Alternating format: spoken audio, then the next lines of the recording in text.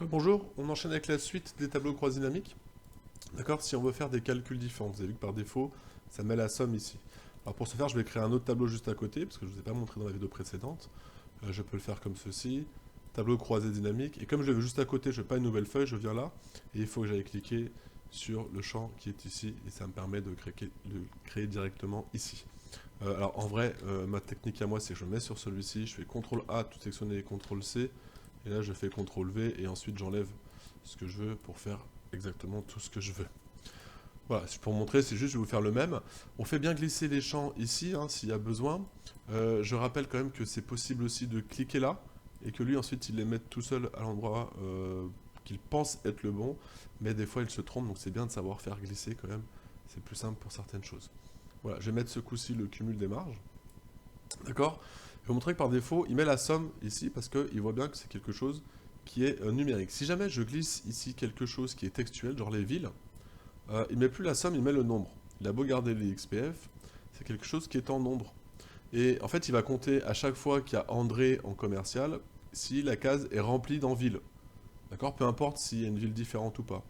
C'est-à-dire que si je mets client ici, il va faire les mêmes chiffres. Si je mets numéro de vente qui est du texte, il va faire les mêmes chiffres. Donc en fait, à chaque fois, il compte le mot André. Et à partir du moment où toutes les cases de ville, de client, de numéro de vente sont toutes remplies, il va à chaque fois compter le même nombre de cases remplies pour André ou pour Didier en province nord. À chaque fois, c'est les mêmes, quoi.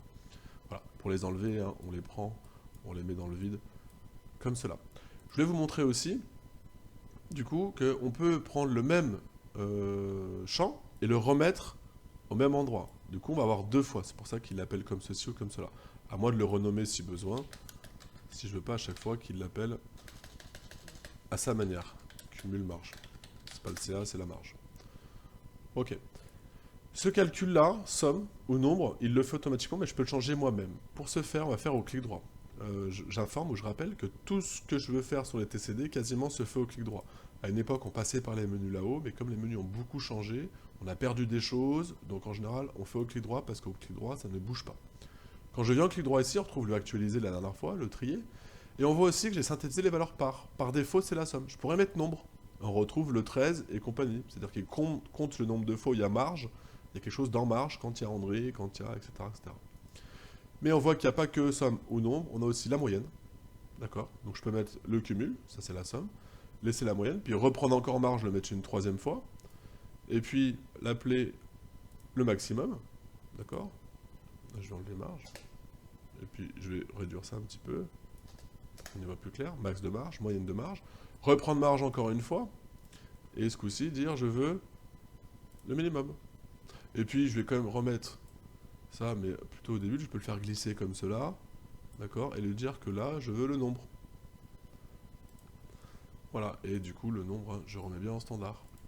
Et du coup, vous allez voir que par exemple pour André, je sais que André, il fait un cumul de temps de marge sur 13 ventes différentes. Donc là, on peut changer marge en vente.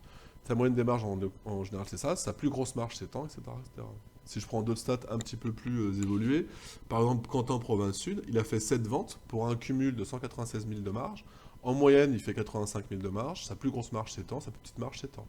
Donc on voit que le même champ, je peux le mettre plusieurs fois et ensuite avoir plein de calculs différents sur lui. Donc ce qui est plutôt assez pratique. Ok.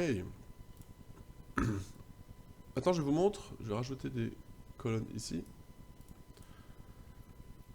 que on peut également, je vais reprendre mon Tortax, le mettre 3 fois, enfin 2 fois pour l'instant, pour montrer qu'il y a d'autres types de calculs. On a ici que c'est synthétiser les valeurs par, mais on a aussi juste en dessous, afficher les valeurs, qui nous propose des calculs. Donc là par défaut on n'a aucun calcul, c'est vraiment en fait, c'est aucun calcul, c'est une somme, hein, et on voit qu'il y a des pourcentages possibles.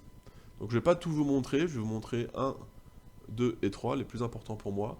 Le pourcentage du total général, quand je fais ça, on voit que directement, j'ai que représente ce chiffre-là par rapport aux 55 millions totaux. Donc André, il a fait 31 millions sur 55 millions, ça veut dire qu'à lui tout seul, il fait 56% du chiffre. Il ne faut pas virer André, il faut bien le garder. Quentin, il fait 3,5 sur 55 millions, il fait 6,34% du chiffre. Et on voit que quand il fait 1,8 million en province sud, d'accord, ça représente 3,36% du chiffre général. C'est-à-dire que 3,5 millions sur 55, ça fait 3,36%. Alors c'est une bonne information, total par rapport au général, mais ça ne donne pas le détail par rapport à Quentin lui-même. J'aimerais bien savoir, Quentin, quand il fait 1,8 million sur son chiffre à lui, combien ça représente. C'est plus que 50%. Alors pour ça, je vais remettre le montant hors taxe. Et ce coup-ci, le calcul que je vais demander, c'est pas par rapport au total général, mais par rapport au total de la ligne parente. Parce que pour les provinces qui sont là, la ligne parente, c'est Quentin.